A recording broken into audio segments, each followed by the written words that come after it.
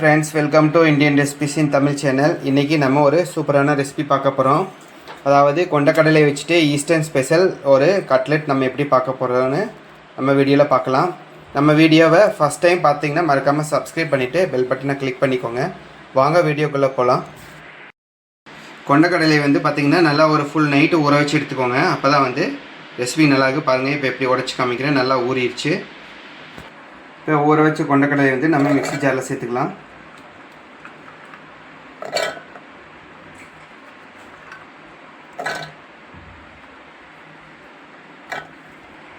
அப்புறமா ஒரு 4-5 பூண்டு, வெள்ளை பூண்டு எடுத்துக்கிறோம். அப்புறம் ஒரு சின்ன பீஸ் வந்து இஞ்சி எடுத்துக்கிறோம். அடுத்த ஒரு பீஸ் வந்து பச்சை மிளகாய் எடுத்துக்கலாம். ஒரு சின்னதாக வந்து ஒரு பெரிய வெங்காயம் எடுத்து அதை கட் பண்ணி எடுத்து சேர்த்துக்கலாம். அப்புறமா கொஞ்சமாக மல்லித்தலை வந்து நல்லா கட் பண்ணி எடுத்து சேர்த்துக்கலாம். கொஞ்சமாக சீரகம் சேர்த்துக்கலாம்.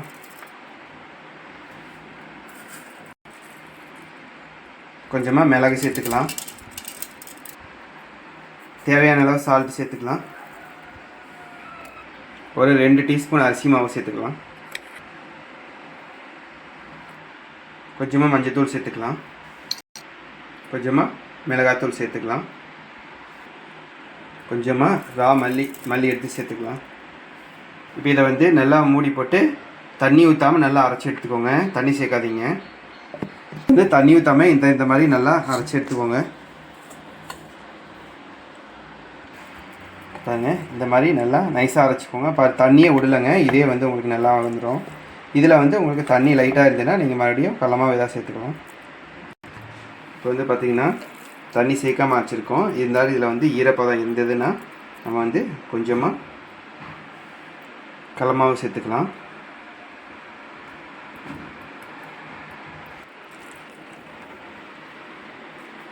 அப்புறம் கொஞ்சமாக பேக்கிங் சோடா சேர்த்துக்கலாம். இது வந்து ஆப்ஷனல் தான்.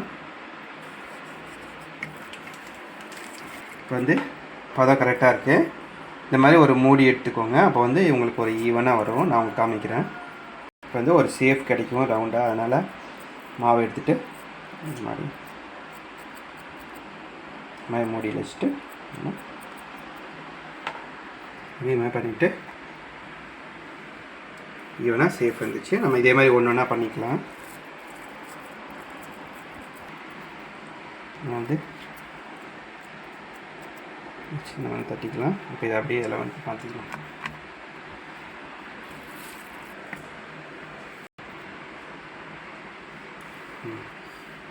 இந்த மாதிரி எல்லாமே ஒன்று ஒன்றா பண்ணி எடுத்துக்கலாம்.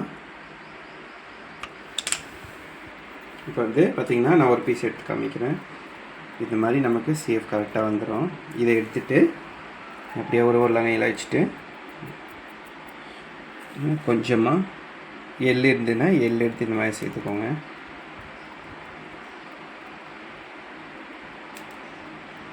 அது மாதிரி திரும்பவும் இந்த சைடு நம்ம சேர்த்துக்கலாம்.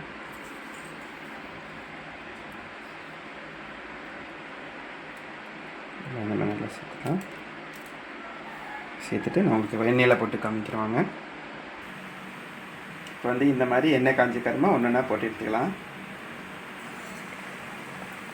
இப்போ நீங்கள் கொஞ்சம் கொஞ்சமாக எடுத்து போடுறப்பெல்லாம் இப்படி எள் இருந்துன்னா இப்படி சேர்த்துக்கலாம். ஆனால் என்னென்னா நிறைய எள் பிடிக்கும். எள் ஓகேன்னா இது மாதிரி நல்லா சேர்த்துக்கலாம். ஒன்றும் பிரச்சனை இல்லை. எள் வந்து நல்லது தான்.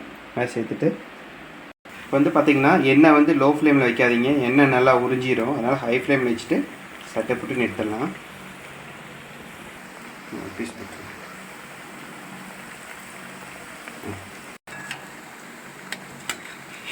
ஆடி நம்ம இது மாதிரி போட்டுக்கலாம். நல்லா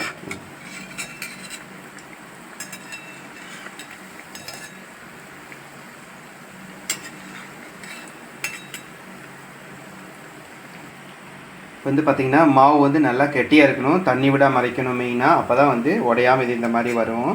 நீங்கள் இதை அப்படியே ஃபாலோ பண்ணிக்கோங்க. செகண்ட் வந்து நீங்கள் போட்ட உடனே லோ ஃப்ளேமில் வைக்காதீங்க. வச்சிங்கன்னா எண்ணெய் உறிஞ்சிடும். அதனால் வந்து ஹை ஃப்ளேமில் வச்சு எடுங்க. பாருங்கள், 2 பக்கம் நல்லா இந்த மாதிரி பொரிச்சு ப்ரௌன் கலரில் வந்தோடனே எடுத்துட்டால் போதும்.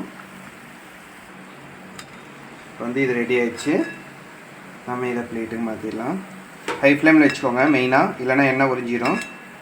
நம்ம வந்து இது வந்து எண்ணெய் உறிஞ்சாது நம்ம ஹை ஃப்ளேமில் வச்சுக்கோனால. எல்லாம் எண்ணெயை வடிகட்டிட்டு நம்ம பிளேட்டில் மாற்றிடலாம்.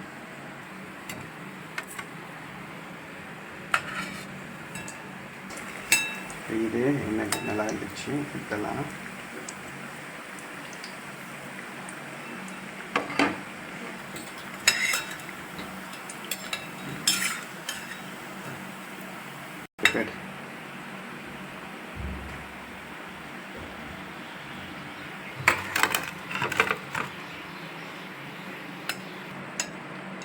பாருங்கள், இந்த மாதிரி நம்ம எல்லாத்தையும் சுற்றி எடுத்துக்கலாம். பாருங்கள், எண்ணெய் வந்து கொஞ்சம் கூட உரியாது.